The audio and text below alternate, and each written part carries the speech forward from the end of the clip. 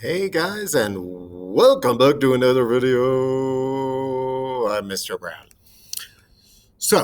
This is Monday's lesson. A bunch of people were absent, so I'm going to make a video to explain what we were working on today, so you can get it finished at home. Keep in mind, though, we are working on it tomorrow in class also, so that's 2 days in class. But if you're not here, this is for you. First, we are working with this learning target, which is students understand the cultures of modern nations, Mexico, Canada, the United States, Belize, Nicaragua, Costa Rica, any of those countries are all unique. And it is influenced by how they developed was influenced by the physical geography, where they lived. And so if I start my society in the Arctic, I'm probably going to grow and evolve and have a culture that is different than someone who starts in the center of Mexico. In the Arctic, I'm probably not going to be a vegetarian because food can't grow up there. Some lichens and small mosses, but not a head of lettuce. I'm going to probably eat animals. And if I evolve or start my culture in an arid desert at 7,400 feet above sea level, like Mexico City or Tenochtitlan, where the Aztecs were, then I'm probably in a hot area.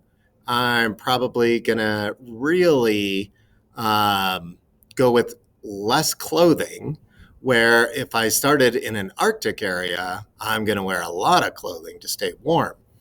My house is probably more technologically developed to keep warmth in than it would be if I lived on a lake, because the weather's pretty temperate. So I don't really care that much about my house. It's not as important that it doesn't leak air. If I start in the Arctic area, I'm probably going to worship things that give me food, like the ocean is going to be important to me because that's where food comes from. Or the land, the animals on the land is where food comes from. If I'm starting where the Aztecs start, well, it's a desert. It's only getting 12 to 24 inches of rain a year. So I'm probably going to worship rain. Rain is important. Please give me more rain, rain. And so that's why we have the Aztecs worshiping the rain god, where we don't have the Inuit really, well, they don't know what rain is really. So that's not an important person to them. So you can see they both are influenced in a different way. What about significant events? Well, the Europeans that show up and meet the Inuit are much later in the history. 1920s is when we get Canadians and Inuit meeting. And so their meeting is a lot different because the Canadians decide, well, we want to help you. We want to give you housing. We want to help you move out of that cold area. Right or wrong, that's what they decide. So that is an interaction. It does affect their culture because they're making them more Canadian. But when the Aztecs meet the Spanish, it's not about helping them or influencing their culture, building housing for them, or giving them new technology. It's about taking their gold and eliminating them from the earth. And so the interaction with the Spanish is very different than the interaction with Canadians. And the Canadian tribes or the First Nations, their interactions are much different when they meet the French, because the French just want to trade and get money, where the Spanish want to take land, take their gold, take their resources. The Spanish want to convert them to their religion, their way of life, where the French don't really care about the native tribes. They just want to trade with them and move on. So that's what we're looking at and thinking about. We're thinking about those interactions socially and big events, but also the physical geography. Okay, so today you're going to be making a slideshow, today and tomorrow, and it's going to be a chance for you to take all your notes about culture of the Aztecs and smash them together into a study guide for yourself or a slideshow presentation. So you're going to start here with the title page. First, you're going to make a copy of this, which is on Google Classroom. Then you're going to start with the title page and who's in your group. You should put a picture on here. Each slide should have a picture. Maybe not the index, but the rest of the slides. Okay. The next slide is your table of contents. You probably can't do your table of contents until you finish it. Then go back and do this slide. So you're going to have your titles, your topics that are the slides are. The list should be numbered. To connect with the correct slide, be sure to make your table of contents fit one slide. Okay, so if you're using this during a test, you're very easily able to pull it up. All right, the next slide is the introduction.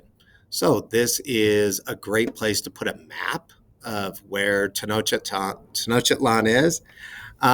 This is a great place to put a physical geography map of Mexico. And so you should have bullet points that include these ideas. Okay, so the climate, it's a high elevation desert that we talked about. It's in a valley. A desert means it doesn't get a lot of rain. In a valley, it means that things are coming down from the mountains and going into the valley. So water does go into the valley as it lands on the mountains. We also talked about the geography. It's pretty rocky. There's a big lake in the middle. What is this region called? We talked about that, the Valley of Mexico. Okay, so those are the things you're going to put here. Then you're going to put a picture. And again, like I said, this is a perfect place for a physical geography map. All righty. So the next one would be homes and shelters. So what materials did they use? Type that here. Are the houses huge, small, big, little? How many people could fit in it? Is it like a longhouse where multiple families live? Or is it like an igloo where you're just squishing in there with just one family? What are some details about it? Then below that, you're going to put the answer to this question. How did the geography of the area lead to this type of housing? And you're going to wrap your answer. Okay, I can't say this enough. Once a day is how much, but now I need to say it even more. You have to be able to wrap when you leave 6th grade. You just have to. So then you're going to put a picture. I might go with a picture of an Aztec house. Just saying. Okay. Then you're going to go down here, clothing or how they dressed. You're going to put the information here. And then again, you're going to answer, how does the geography affect the way that they dress? Well, they're not wearing a giant seal suit. As you go down here, food and utensils, were they hunters, farmers, gatherers, describe methods, all those things. Okay. Then further down, you're looking at their religion. What did they believe in? What did their religion explain? Were they polytheistic or monotheistic? All these things we did for our warm-ups a couple weeks ago. So this should be very easy to get through. And then you're answering this question. How did their religion guide their values and actions? Which I kind of mentioned earlier in this recording. Moving down, customs, traditions, entertainment. Did they have a game they like to play? Did they have rituals, festivals where they would go do certain things? Okay. Art and music goes there. Tools and weapons. I don't know why there's 2 of those, and I'll delete that. Then your research, your sources should go here. Some people have asked, can they put them on each slide? Yeah, that's a much better idea than I had. So heck yes, do that. So I would recommend that idea, putting your resource right on the slide so you know where you got it. And otherwise, I would put them all here, linked and listed. Okay. This is a source, a tool that you are making for yourself for future you on Friday to use to study, to answer questions on the test. So You should make this as clear and accurate as possible, because the grade is one thing, but you're using this to answer questions on the test. A lot of questions are off of these slides. Okay, that sums it up. You are all set, and I will talk to you later. Bye-bye.